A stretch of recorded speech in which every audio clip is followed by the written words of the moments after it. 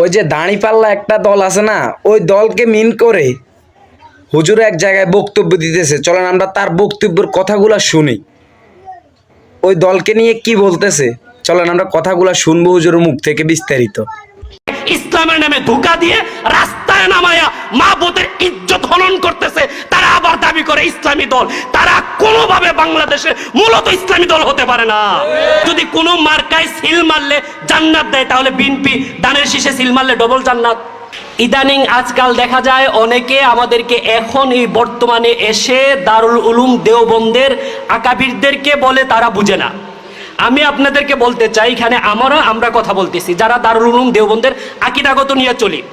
আমাদের এই পর্যন্ত ইসলামটা যারা নিয়ে আসছে, সম্রাট আকবর গ্র্যান্ড ট্রাঙ্ক রোডে প্রায় প্রত্যেকটা গাছের ডালে ডালে লাশ ঝুলন্ত ছিল কার?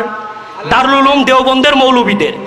এই মৌলবীরা শহীদ হওয়ার কারণে রক্ত দিয়ে আমাদের এই বাংলাদেশে বর্তমানে ইসলাম আসছে। আমরা এই ইসলাম নিয়ে ইসলামের প্রচারণা করি, ইসলাম নিয়ে চলে ফিরে খাই। এখন এই বর্তমানে এসে কেউ যদি মডারেট ইসলাম নিয়ে ইসলামের নামে বিকৃতি করে, এখন দেখেন আপনাদের বাসায় গিয়ে বলবে, বাড়িতে গিয়ে বলবে যে এই অমুক মার্কায় দাড়িপাল্লায় ভোট দিলে জান্নাতের সার্টিফিকেট। আমি আপনাদেরকে একটা কথা বলি, আপনারা দাড়িপাল্লার পোস্টারের উপরে কোথাও কি বিসমিল্লাহ দেখেন? আছে? নাই। আমি দেখি নাই, আপনারা দেখছেন কিনা জানি না, কিন্তু আমি তো এখানে স্পষ্টভাবে বিসমিল্লাহ দেখতেছি। তাহলে যদি কোনো মার্কায় সিল মারলে জান্নাত দেয়, তাহলে বিএনপি দানের শীষে সিল মারলে ডবল জান্নাত। কারণ আল্লাহ তাআলা সবকিছু শুরুর আগে কিন্তু বিসমিল্লাহ শুরু করছে। আমরা মুসলমান হিসাবে, মুসলমান আলেম হিসাবে কর্তব্য কি বলা কি? আমরা বলি যে ফাঁসির মঞ্চে দাঁড়ায়ও আল্লাহু আকবার বিসমিল্লাহ বলবো। আমি আগস্টের পরে জামাতের আমির ডক্টর শফিকুর রহমানের কোনো বক্তব্যে আল্লাহ, বিসমিল্লাহ, খুতবা, কোরআন তেলাওয়াত দেখি নাই।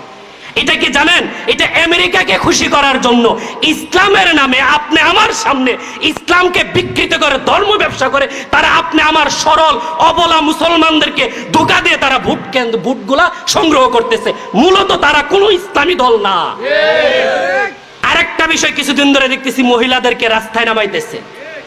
আমরা এখানে সবাই আলেম, মহিলা রাস্তা নামা, মহিলা একসময়, মহিলা সাহাবীরা একসময় মসজিদে নামাজ পড়তেন না। আল্লাহ কিভাবে নিষেধ করাইছে, রাসূল কিভাবে নিষেধ করাইছে আপনারা জানেন, লম্বা ইতিহাস আমি বলবো না। কিন্তু এখন ইসলামের নামে আপনি আমার মা বোনকে রাস্তায় নামাইতেছে, আপনি আমার মা বোনের ইজ্জত হনন করতেছে। বুরকা পয়রা কি কারণে রাস্তায় নামতে পারবে? 3 কারণে একজন মহিলা ঘর থেকে বের হইতে পারবে। বুটের কোনো কারণ আছে? 3 কারণের মধ্যে যারা আলেম আছেন আছে, এই 3 কারণের